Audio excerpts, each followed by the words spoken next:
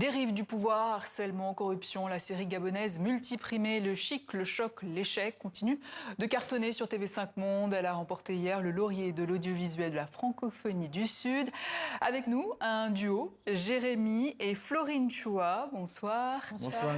Vous êtes réalisateur et productrice de la série. Félicitations déjà. Merci. Alors je vous propose de regarder la bande-annonce de la série, on en parle.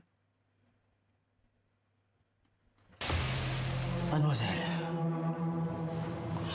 je le regrette de vous annoncer que nous ne pouvons pas vous recruter. Vous abandonnez si vite, mademoiselle? Armand, tu t'es couvert à plusieurs reprises. Et à cette allure, tu risques de foutre la réputation de notre entreprise en l'air. Relax, Paul. Relax.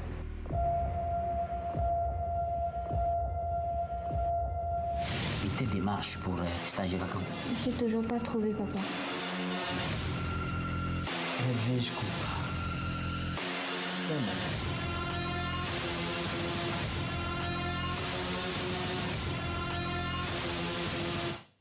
Voilà, le chic, le choc, l'échec, une série qui aborde frontalement le harcèlement, les violences sexistes et la corruption. Pourquoi était-il important pour vous de raconter ces réalités aujourd'hui à travers cette série? Alors déjà parce que c'est d'actualité. C'est sûr, plus que jamais. C'est exactement ça et c'est vraiment un phénomène que beaucoup de jeunes filles gabonaises auxquelles elles sont vraiment confrontées, quoi. Au niveau mondial maintenant. Hein. C'est ça. Et c'est vrai que c'est une série qui suit aussi le mouvement global MeToo. Donc c'était important de donner la parole aussi aux femmes pour qu'elles puissent exprimer à travers de l'art et puis grâce aux actrices tout ce qu'elles peuvent vivre dans la société gabonaise. Et ce, au travers du personnage d'Armand Bécalé, notamment. Il y a aussi le personnage d'Edwige, à travers qui vous racontez la précarité et les ambitions d'une jeunesse africaine. Quel message souhaitez-vous adresser à cette génération? Alors, tout simplement un message d'espoir, parce que je pense que dans certaines circonstances, on est un petit peu dépassé et on ne sait pas trop vers qui se tourner ou comment faire. Et puis finalement, malgré un contexte un peu pressant, malgré parfois des abus, on peut dire non, on peut dire stop et on peut trouver une issue autre que de céder à ce qu'on pourrait appeler de l'argent facile, bien qu'on comprend vu des contextes parfois difficiles. Alors la série avait déjà été primée meilleure série africaine aux écrans noirs. Hier, elle a remporté à Paris le laurier de l'audiovisuel de la francophonie du Sud. Est-ce que cette reconnaissance a changé votre regard sur l'impact de ce projet ? Oui, ben en fait, pour commencer, faut dire que c'était notre première série avec Florine, du coup, en productrice et moi en réalisateur. Donc, c'est une reconnaissance immense parce que elle sort du continent africain et vient être ici couronnée à Paris. Donc, je pense qu'on ne s'y attendait pas déjà. Et donc, évidemment, l'art, c'est vraiment un outil immense pour pouvoir parler de sujets, des fois, qui sont très difficiles. Et donc, c'est une visibilité immense que les lauriers de l'audiovisuel nous donnent aujourd'hui. Alors, on l'a compris entre les lignes, hein, que vous réalisez et produisez cette série en couple.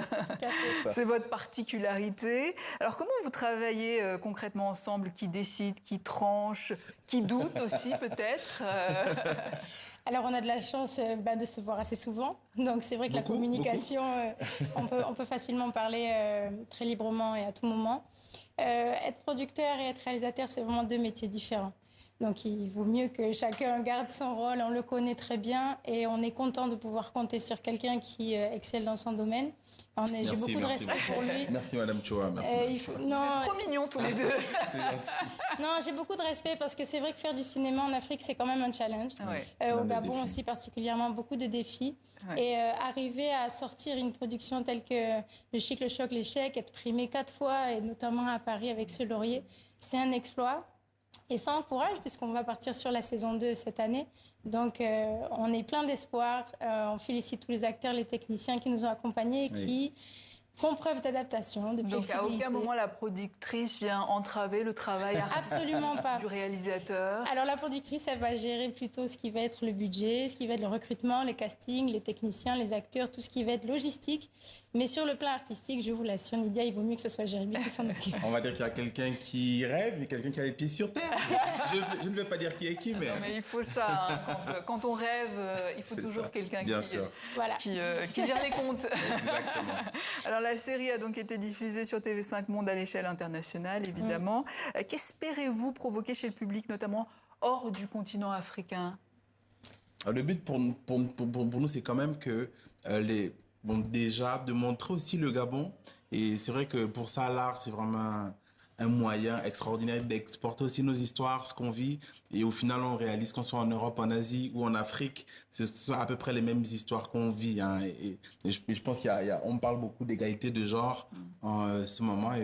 Et je pense que cette série est vraiment en train d'apporter beaucoup par justement ces similarités-là qu'on peut retrouver en Afrique comme ailleurs. Donc je pense que c'est un super regard quand même que cette série donne aux autres pays, quoi.